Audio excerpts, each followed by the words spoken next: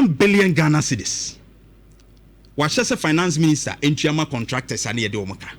2017 ede ba contractors ni nyina. His Excellency. Why are they? Because your uncle contractors e bi wu okromu a. Because omusika kokem.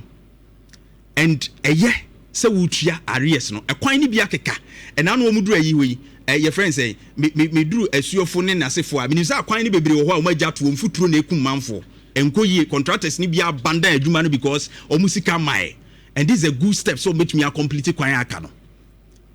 Why are there enipa ya de osayi ye hwe car ne ye de 2017 between 2017 to 2024 o man besia ye buro ye ne car ne ye di nyina nso contractors ne etimi nti omuka mo munya adwuma, and this is a good step. Mebo abaso se watumi atu sa na mo no na rules akanso no you are promising to deliver. Big push in there wa me ate wo sika ne da ho, and the contractor no answer obey ne verify no ye tua oka.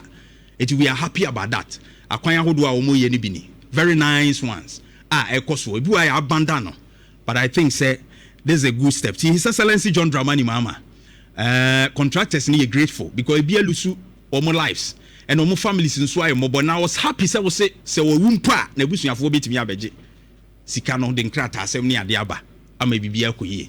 Thank you very much, His Excellency John Dramani Mahama. Eugene bibia boko there.